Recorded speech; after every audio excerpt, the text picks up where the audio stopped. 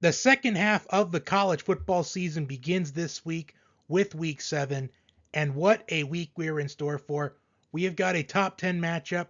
We almost had two top 10 matchups, but Notre Dame could not get it done against Louisville.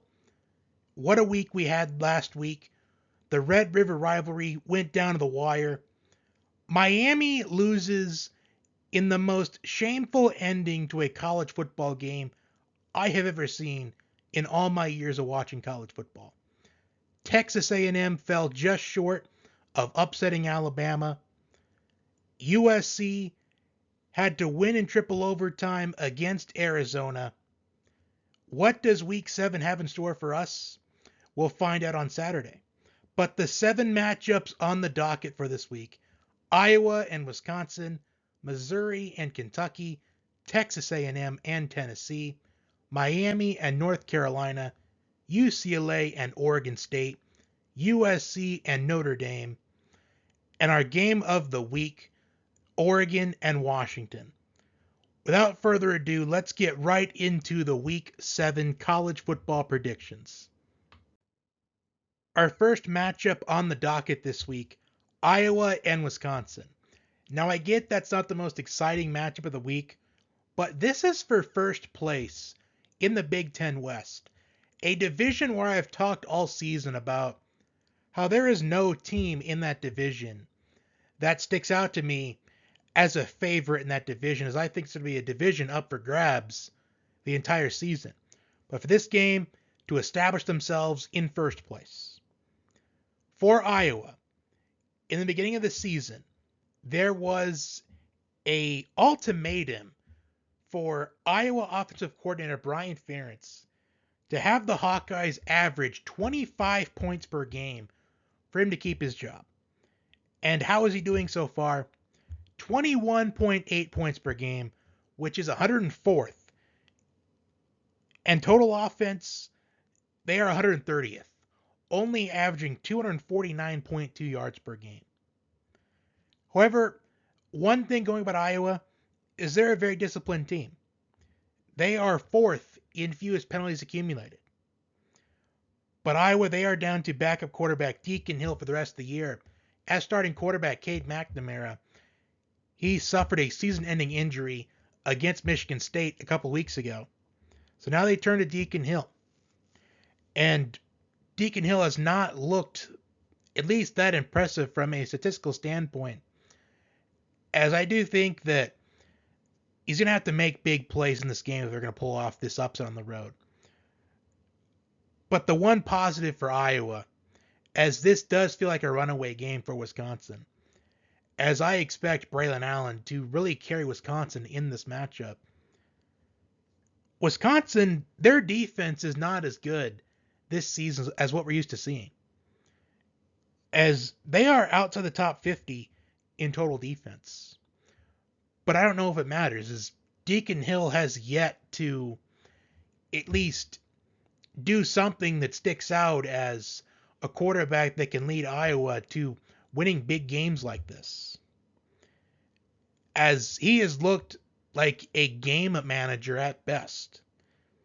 And I do think that Wisconsin, I do think that they dominate this game at the hands of the running game. They assert their running game, and they will take over first place in the Big Ten West in a division that nobody is sticking out to me as far as the favorites, as there's been no team in the Big Ten West so far this season I have personally been impressed with. Maybe other people have, but I think the Badgers, they roll in this one. Missouri and Kentucky, both teams are looking to bounce back from their first loss of the season last week. Missouri losing to LSU in a very offensive game, and Kentucky losing to number 1 Georgia last week, which is nothing to feel ashamed about, but they lost 51-13 as a team that had some expectations going into that game, as there were a lot of people saying that they could keep it close. But I did talk about how Georgia, they got the reality check against Auburn that they needed, and I think that the reality check I think that theory checks out because they win 51-13 against a top 20 Kentucky team. But both these teams had the potential to really excel in the second half of the year. I did talk about how last week against LSU was the start of Missouri's brutal schedule for the rest of the year, as they have a lot of strong opponents on their schedule in this second half of the year. And Kentucky is the next one. And when you play a team like Georgia, there are two things that you can learn from it losing the way that you did. You could look to bounce back and bring your A game the next week, or let it be a season breaker for you. Mark Stoops, I feel like, is an underrated coach, as he doesn't get talked about as much. I'm surprised that Mark Stoops hasn't been linked to a lot of these high-profile jobs in the last year or two. But I think this game is going to be an offensive game, just like Missouri and LSU was last week. As both these teams, they have strength on offense. For Missouri, it's Luther Burden III, leading the country in receiving yards. And for Kentucky, it's running back Ray Davis, who is ninth in rushing yards. Brady Cook played clean football leading up to the LSU game. And Missouri had a chance to win the game, but Brady Cook threw a pick six in the final minute of the game, sealing the victory for LSU. But I think in a high-scoring game, I think the difference in this game is going to be who runs the ball the best. And I got to give the edge to Kentucky with Ray Davis being in the top 10 in rushing yards in the entire country. I think Kentucky wins a very high-scoring game. But if Missouri were to lose their second straight game, if we look at their schedule coming up after this week, South Carolina at home, that does seem winnable. But in the SEC, no win is certain. At Georgia, and they had Georgia on the ropes last season. At home against Tennessee, at home against Florida, and they end their regular season on the road at Arkansas, which I think that could be what the way Arkansas has been playing lately. So I think Arkansas is on a 4-game losing streak right now. So I think Missouri, they have what it takes to make it to a bowl game. I did talk about last week how we're going to see how good Missouri is, but they held their own, but they gave up a lot of rushing yards last week to Logan Diggs, and even Jaden Daniels, he moved the ball at will on Missouri's defense. Plus, Kentucky being led by NC State transfer Devin Leary, an underrated quarterback, I think it's recipe for a Kentucky winning a high-scoring game. Texas A&M and Tennessee. The Aggies are coming off of a very physical game against Alabama last week, in a game where they did just about everything that they possibly could to pull off the upset. But their bid for an upset was just short. And Tennessee is coming off of a bye week. So they have had 2 weeks to prepare for this Aggies team. A&M is first in the FBS in sacks, with 26 on the year so far. And Tennessee is right behind them in second, with 22 sacks on the year. So these are the 2 best teams in college football in getting to the quarterback. Despite the lackluster game in week 2 against Miami, A&M finds themselves sitting at 10th in total defense, only allowing an average of 268.8 yards per game. While Tennessee, they are 21st in total defense, allowing an average of 308.2 yards per game. So I do think that both defenses will be able to hold their own in this matchup. But at the end of the day, I just think with Tennessee coming off of the bye week and A&M coming off of a heartbreaking loss against Alabama in a game where they did just about everything they could to pull off the upset, I think they're going to fall just short in this game once again. And I do like the receiving core for A&M, with Evan Stewart, Moose Muhammad, who had a couple good catches against Alabama, as he had a good performance. Anaya Smith, the Mr. Versatility, is what I've been calling him the last couple of years. I just got to give the edge of Tennessee with A&M coming off of the emotional loss. I do think, however, for A&M, if they're going to win this game, I want to see how they play in the first 10 minutes of the game, because I think that's going to show how they are feeling about this matchup. Usually when a team is coming off of a big win or a big loss, an emotional game, the first 10 minutes to the first quarter, I think, is a huge indication of if they're completely over it or if they're allowing it to be a season breaker. But I will say, ever since Max Johnson had taken over for Connor Wigman as he suffered a season-ending injury against Auburn, he has done better than I thought he was going to be as the quarterback for A&M, as he does have some experience, but I still am going with Tennessee. I think Tennessee uses the home crowd to their advantage, and I think they pick up a very close victory over A&M. And what I think is going to be a game that goes down to the wire. Miami and North Carolina, and I do not know where to begin with Miami. They were in a position to beat Georgia Tech last week. All they had to do was take a knee, and they win the game.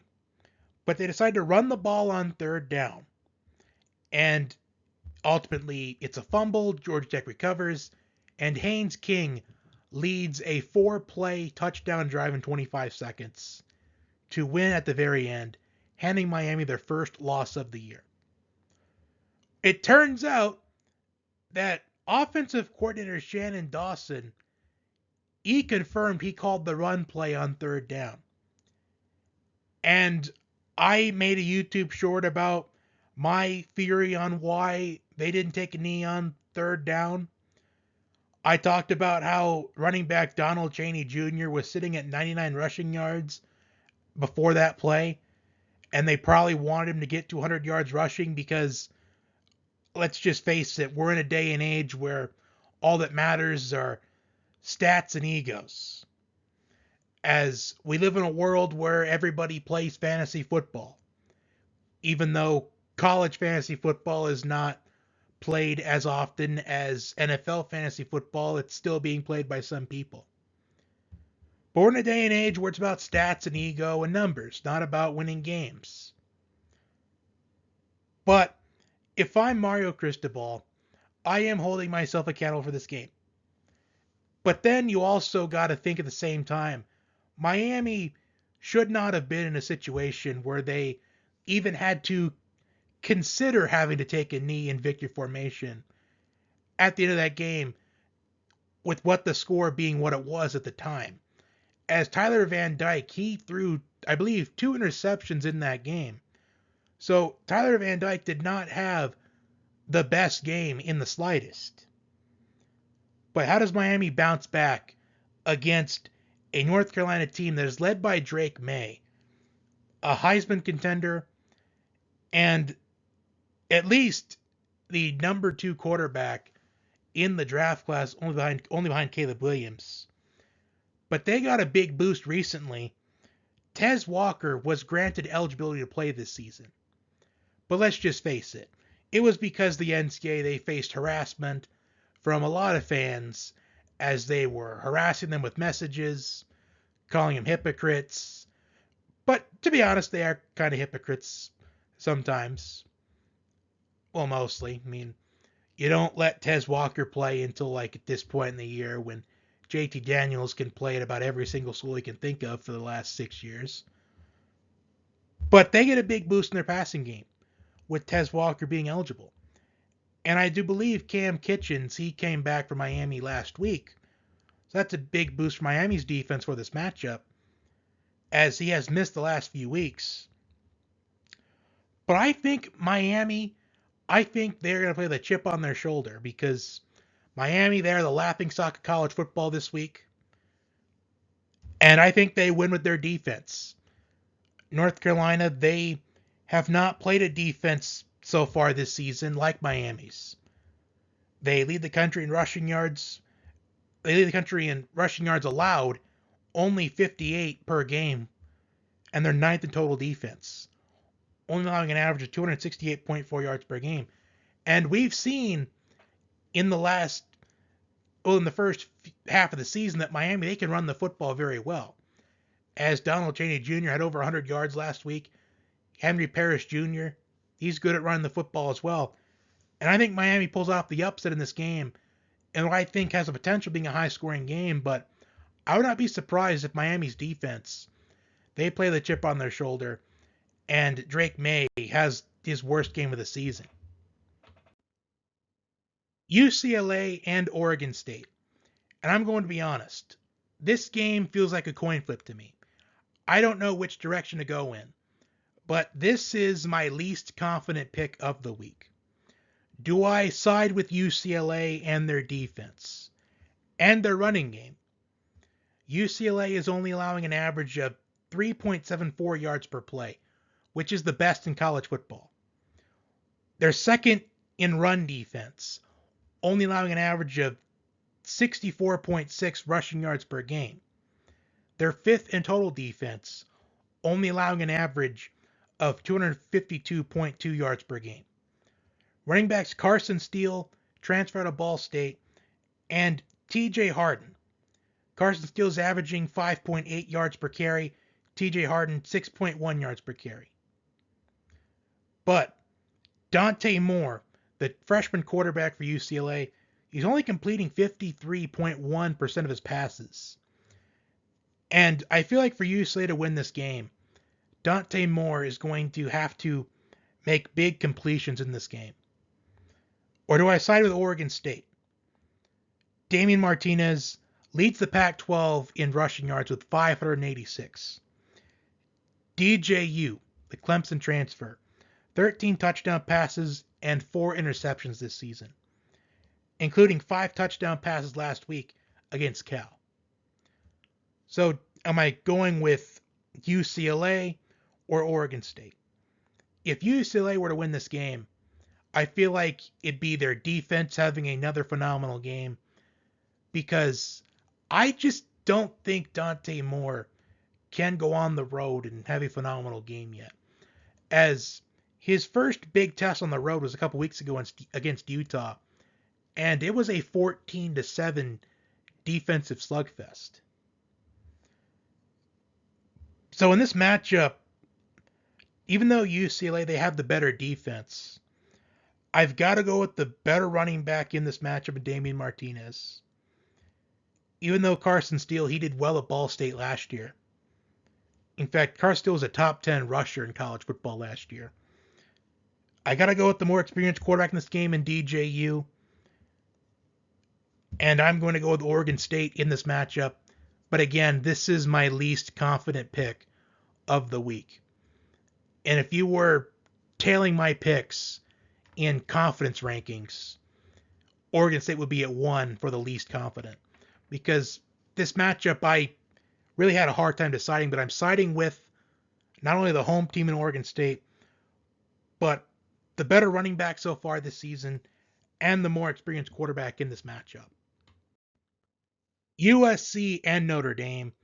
USC is coming off of a triple overtime victory over Arizona, and that could be argued as an emotional win for the Trojans, as this was a game where on paper they should have won pretty easily. They're fourth in total offense, averaging 523.3 yards per game. They lead the country in scoring offense, scoring an average of 51.8 points per game. Defending Heisman winner Caleb Williams is 8th in passing yards with 1,822. But the USC defense so far this season, they're 109th in total defense, allowing an average of 421.3 yards per game. They have been on the field for a total of 442 plays so far this season, which is the 7th most in college football. For Notre Dame, coming off of an abysmal performance against Louisville on the road last week, as that was just a very bad game for Notre Dame. Sam Hartman threw 3 interceptions And leading up into that game, he played clean football up until that point. And the Irish defense, they're third in the country in passing defense, allowing an average of only 146.6 passing yards per game. They're 12th in total defense, only giving up an average of about 279 yards per game. Audric Estime was held in check last week, only 20 yards on 10 carries. Jeremiah Love had, I believe, 37 yards on 5 carries. So currently Notre Dame is about a 2.5 to 3 point favorite. And even though Notre Dame had that abysmal performance against Louisville last week, it makes sense why Vegas and the sports books, they are having Notre Dame as the favorite right now, mainly because of USC's defense. But I think Notre Dame is going to have to score at least 40 to win this game. But do I think they can? Yes, but I don't think they will. I think that USC is catching a break here. That Notre Dame is coming off of 3 very physical games in a row against Ohio State, Duke, and Louisville back to back to back. And I think the situations for both teams works in USC's favor. I think USC picks up the victory on the road, and Notre Dame drops their second consecutive game, their third loss in the last 4 weeks. As I just think that the schedule that Notre Dame is on, it's just been a gauntlet for them. And I think last week against Louisville, I think it's proof that this Fighting Irish team is out of gas. Number 8, Oregon. Number 7, Washington. The game of the week to wrap things up. A top 10 showdown. And there is no doubt in my mind that this game is going to live up to all the hype, as this is going to be a back and forth game, as we've seen both offenses just move the ball at will on opponents all year long so far.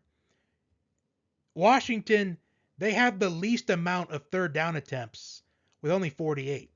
Oregon, the third least amount of third down attempts at 55. So these are two teams that get it done on first and second down. Both offensive lines have only allowed 3 sacks so far on the year. Washington is first in total offense, averaging about 569 yards per game. Oregon, their second total offense, averaging about 558 yards per game. Washington is third in scoring offense, scoring an average of 46 points per game. Oregon is second in scoring offense, averaging about 51.6 points per game, only behind USC.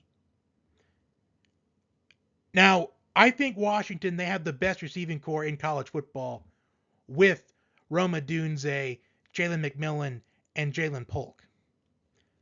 But Oregon, they have got some X factors as well, running back Bucky Irving and wide receiver Troy Franklin. I do got to mention, both of these quarterbacks in this matchup, they are some of the most experienced quarterbacks in college football. And they play clean football. Bo Nix has only thrown 1 interception so far this season. Michael Penix Jr. only 2. And this game is going to be filled with NFL talent.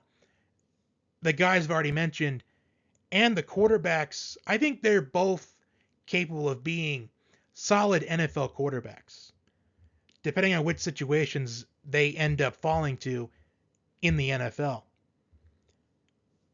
But Washington, they are 62nd total defense, giving up an average of 365 yards per game. So they're about a mid-tier defense. While Oregon, they are 5th in pass defense, only allowing an average of 153 passing yards per game. They only allow about 4 yards of play, which is 3rd in the FBS. So while I think that this game, at least on paper, that it's going to live up to the hype, it feels like a game where whoever has the ball last is going to win this game. But Washington's defense, it hasn't been what I thought it was going to be at this point in the year. As I felt like Washington, I think they're going to have the best defense in the Pac-12. I do think that they had a good performance against Arizona a couple weeks ago, as both these teams are coming off of a bye week. But I just got to go with the better defense of the matchup, and that is Oregon. I think Oregon pulls off the upset in this game. They go on the road, pull off the upset of Washington. And even though I had Washington in the college football playoff in the preseason, I just think Oregon's defense is going to make a play that I think Washington's defense won't be able to. And those are my Week 7 college football predictions. Comment your predictions in the comments section down below. Also, if there is a game that I did not predict today that you would like my thoughts on, please leave in the comment section and I will respond to you. Also, a new top 25 poll is in the comment section. It's pinned. And a new number 1 in my top 25 is I had Texas as my number 1 team, but they lost to Oklahoma last week in the Red River Showdown, which went down to the wire. Enjoy the college football this Saturday. NFL predictions will be up tomorrow. Enjoy the football this week.